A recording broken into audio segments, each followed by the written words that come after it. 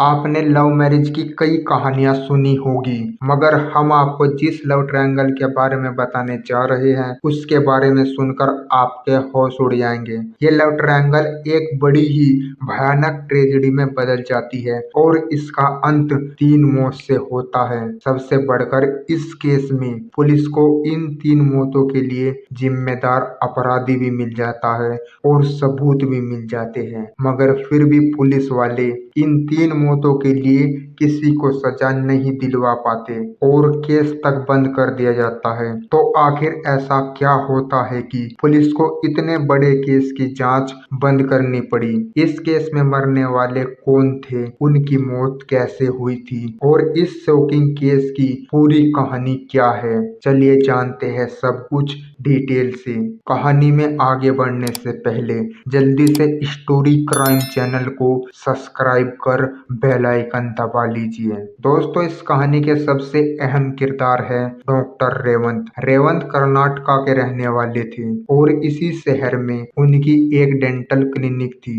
रेवंत के साथ उनकी पत्नी कविता बिंदु भी रहती थी। इस कपल के 2 बच्चे थे, जिनमें एक की उम्र 5 साल और दूसरे की उम्र 11 महीने थी। रेवंत अपने बीवी बच्चों के साथ हंसी खुशी अपने जीवन जी रहे थे, मगर ये खुशी लंबे समय तक नहीं रहती। फरवरी 2020 में इस परिवार में कुछ ऐसा होता है जिससे एक पल में पूरा का पूरा परिवार तबाह हो जाता है। रोज की तरह 17 फरवरी 2020 की शाम रेवंत अपने क्लिनिक के लिए निकल जाते हैं। क्लिनिक पहुंचकर थोड़ी देर काम करने के बाद शाम के 6:30 बजे वो अपनी पत्नी कविता को फोन करते हैं और बच्चों का हालचाल पूछते हैं। फिर थोड़ी देर बाद रेवंत फोन रख देते हैं। फिर रोज की तरह 8 बजे के आसपास रेवंत अपने काम से वापस आ जाते हैं। रेवंत के काम से वापस आते ही रेवंत के पड़ोस में रहने वाले लोग अचानक से रेवंत के चीखने चिल्लाने की आवाज सुनते हैं। आवाज सुनकर सभी लोग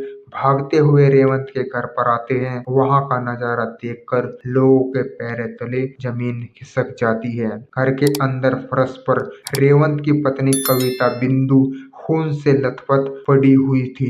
घर का सामान पूरी तरीके से बिखरा पड़ा था। ऐसा लग रहा था कि घर में लूट हुई हो। लोग तुरंत कविता के पास भागते हुए जाते हैं। कविता को अस्पताल ले जाने की हलचल शुरू हो जाती है, मगर अब तक काफी देर हो चुकी थी। लोग देखते हैं कि कविता के शरीर में जान नहीं बची। 2 मासूम बच्चों को छोड़कर कविता इस दुनिया से जा चुकी थी। तुरंत ही इस घटना की जानकारी रेवंत द्वारा फोन के जरिए पास के पुलिस स्टेशन में दे दी जाती है। जानकारी मिलते ही पुलिस टीम मौके पर पहुंचती है। घटना की गंभीरता को देखते हुए फोरेंसिक टीम को भी बुला लिया जाता है। इधर पुलिस वाले कागजी कार्रवाई पूरी करने के बाद कविता के शव को कब्जे में लेकर पोस्टमार्टम के लिए भेज देते हैं। रेवंत के बयान पर इस मामले में एक एफआईआर भी दर्ज कर ली जाती है। रेवंत बताता है कि कविता की हत्या किसी लुटेरे ने की है, क्योंकि घर से कई कीमती सामान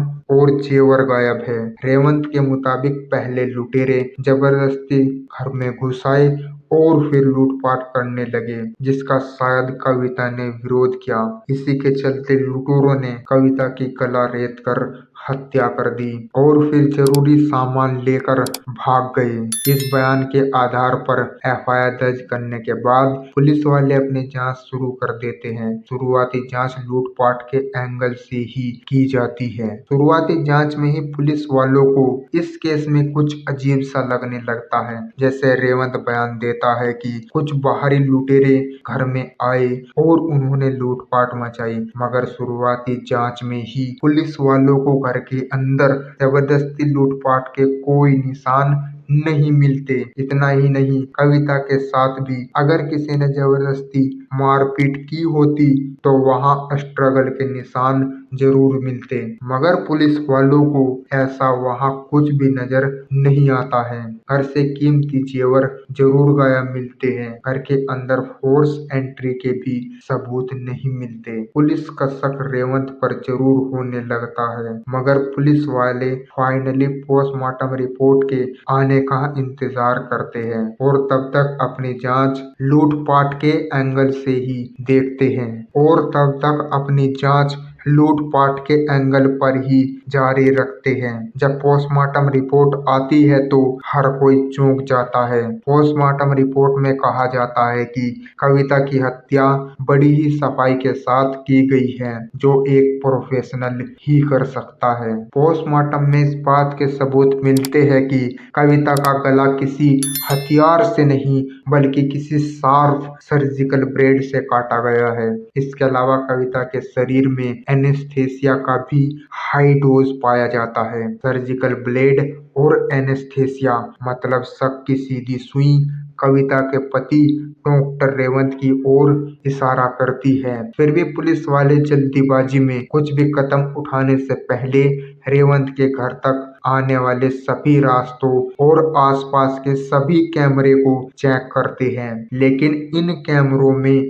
पुलिस वालों को कोई सस्पेक्ट नजर नहीं आता। इसके अलावा जब रेवंत की कॉल रिकॉर्डिंग निकाली जाती है तो पता चलता है कि रेवंत पिछले काफी समय से किसी हर्षिता नाम की महिला के संपर्क में है। पत्नी की मौत के बाद भी लगातार वो हर्षिता से बात कर रहा था। अब तक मिले सभी सबूत इस बात की ओर इशारा करने लगते हैं कि शायद रेवंत का हर्षिता से अफेयर है और इसी एक्स्ट्रा मैरिटल अफेयर के चक्कर में रेवंत ने अपनी ही पत्नी की बेरहमी से हत्या कर दी। अब पुलिस वाले सच का पता लगाने के लिए एक बार फिर से रेवंत को कॉल करके पुलिस स्टेशन में आने को कहते हैं। इससे पहले भी पुलिस वालों ने कई बार रेवंत को बुलाया था और उससे पूछताछ की थी। हर बार रेवंत पुलिस के बुलाने पर तुरंत थाने पहुंच जाता था और अब तक की जांच में वो पुलिस का पूरा सहयोग कर रहा था।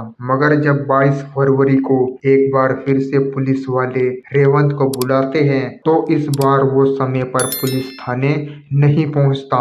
कुछ देर के इंतजार के बाद पुलिस वाले खुद ही रेवंत का पता लगाने के लिए निकल पड़ते हैं, मगर तभी पुलिस वालों को पास के ही रेलवे गेट के पास किसी की लाश पड़े होने की जानकारी मिलती है। जब पुलिस वाले मौके पर जाते हैं तो वो भी चौंक जाते हैं। वो लाश किसी और की नहीं बल्कि रेवंत की थी। कुछ दिन पहले 2 मासूम बच्चों के सर से माँ का साया उठ चुका था और अब पिता भी इस दुनिया से जा चुके थे। रेवंत की मौत कैसे हुई? किसी ने उसकी हत्या करके रेलवे ट्रैक पर फेंक दिया या खुद ही रेवंत ने अपनी जीवन लीला समाप्त कर ली? इसका जवाब अब पोस्टमार्टम से ही मिल सकता था। इसलिए पुलिस वाले लाश को कब्जे में लेकर पोस्टमार्टम के लिए भेज देते हैं। दूसरी तरफ केस को जल्दी से सोल्व करने के लिए अब पुलिस इस कड़ी में शामिल तीसरे किरदार यानी उस महिला की तलाश में लग जाती है जिसमें लगातार रेवंत फोन पर बातें कर रहा था।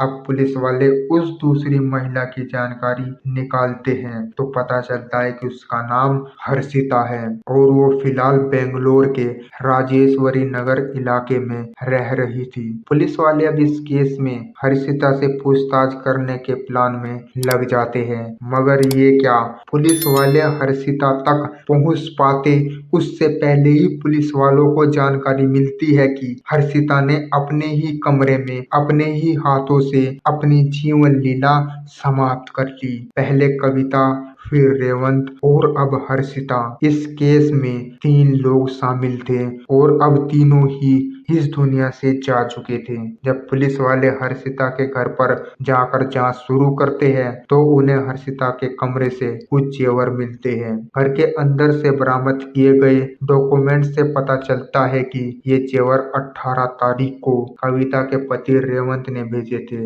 ये सभी जेवर कविता के ही थे। इसके अलावा भी पुलिस वालों को कविता और रेवंत के मोबाइल से कई अहम जानकारी मिलती है। एक के बाद एक तीन मौतों से कई तरह के सवाल उठ रहे थे। पुलिस वालों पर भी जल्द से जल्द इस केस को सोल्व करने का दबाव बढ़ने लगा था। इसलिए पुलिस वाले अपनी जांच का दायरा बढ़ाते हैं और फिर एक के बाद एक सभी कड़ियों को जोड़ना शुरू करते हैं। फाइनली कुछ दिनों के अंदर अपनी जांच पूरी करने के बाद पुलिस की ओर से इस केस से जुड़े एक हैरान कर देने वाली सच्चाई सामने आती है। पुलिस द्वारा जांच के बाद किए गए खुलासे के मुताबिक कविता और रेवंत की शादीशुदा जिंदगी काफी अच्छी चल रही थी। दोनों काफी खुश थे।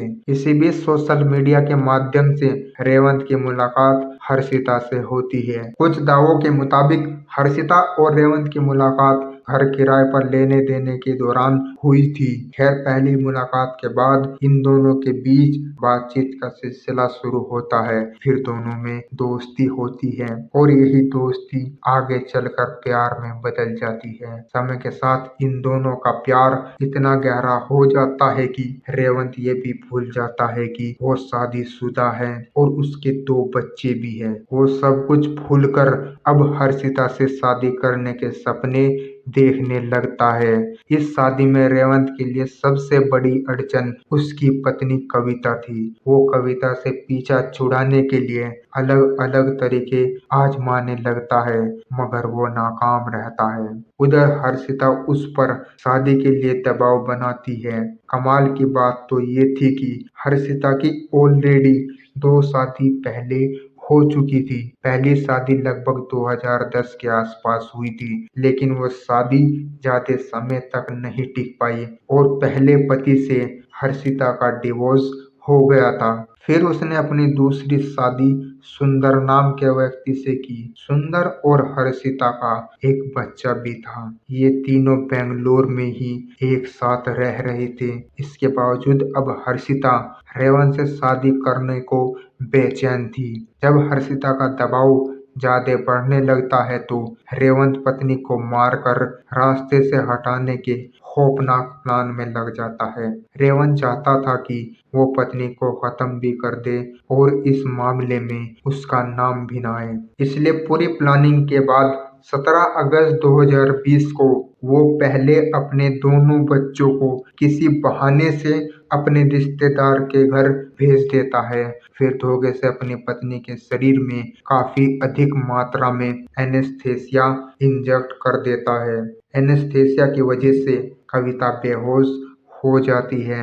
कविता के होश आने पर रेवंत सर्जिकल ब्लेड के जरिए कविता का गला घोंट देता है और फिर घर में रखे सभी कीमती जेवर निकालकर एक थैले में रख लेता है। यहाँ तक कि मरते समय कविता ने जो गले का हार पहना हुआ था, रेवंत वो हार भी निकालकर अपने साथ ले जाता है और फिर उसे अपनी गर्लफ्रेंड हर्षिता के पते पर भेज देता है। फिर बड़े आराम से अपने क्लिनिक से वापस आकर चीखने चिल्लाने का नाटक करता है और पुलिस वालों को लूटपाट की झूठी कहानी सुनाकर गुमराह कर देता है।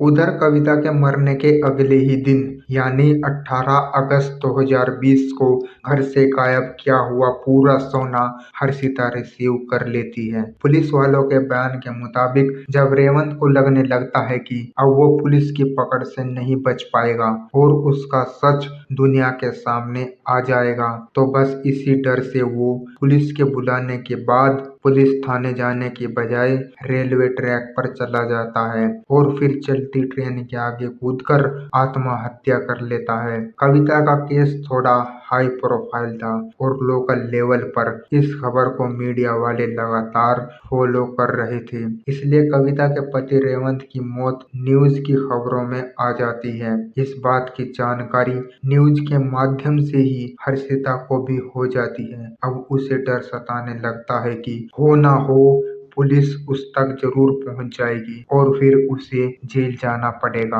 बस इसी डर से रेवंत की मौत के कुछ ही घंटों बाद हर्षिता भी अपने कमरे के अंदर ही पंखे से लटक कर अपनी जीवन लीला को समाप्त कर लेती है। कुल मिलाकर एक नाजायज रिश्ते के कारण 3 लोगों की जान चली जाती है। इस पूरे मामले में पुलिस वालों को कविता के मरने की वजह और कविता को मारने वाला भी मिल जाता है। इसके बावजूद पुलिस को इस केस की फाइल बंद करनी पड़ती है क्योंकि इस पूरे मामले में प्राइम सस्पेक्ट रेवंत और हर्षिता ही थे जो इस दुनिया से जा चुके थे। ऐसा कोई व्यक्ति नहीं था जिस पर केस चलाया जा सके।